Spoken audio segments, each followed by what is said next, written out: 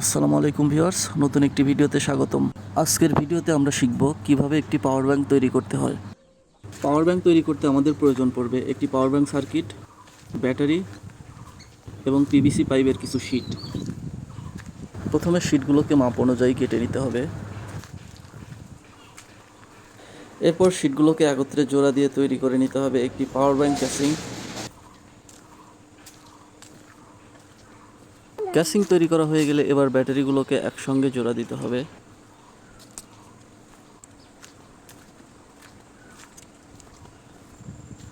ব্যাটারিগুলো একসঙ্গে জোড়া দেওয়া হয়ে গেলে এবার দিতে হবে প্যারালাল কানেকশন, যার ফলে ব্যাটারিতে ভোল্টেজের পরিমাণ ঠিক থাকবে, শুধুমাত্র অ্যাম্পিয়ার বাড়বে। এবার পাওয়ার ব্যাংক সার্কিটটি ক্যাসিংয়ের ভিতরে সেট করে নিতে হবে।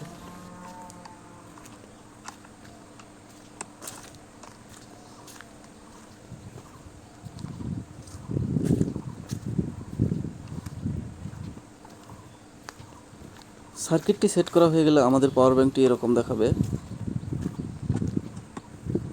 এরপর আমাদেরকে ব্যাটারি লাগিয়ে নিতে হবে।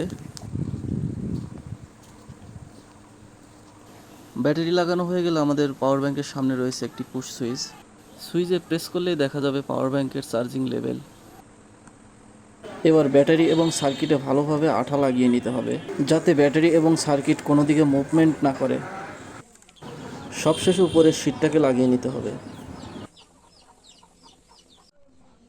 তো ভিউয়ার্স, আমাদের পাওয়ার ব্যাংকটি এখন পুরোপুরি রেডি। পাওয়ার ব্যাংকটি আপনার কাছে কেমন লেগেছে অবশ্যই কমেন্টে জানাবেন।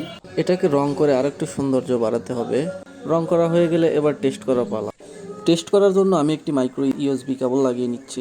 ইউএসবি কেবল লাগানো হয়ে গেলে এবার ফোন চার্জে লাগাবো।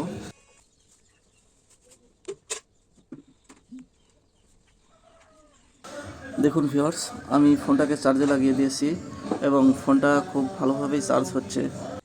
তো ভিডিওটি ভালো লাগলে একটি লাইক, কমেন্ট, শেয়ার দিয়ে পাশে থাকবেন। ধন্যবাদ।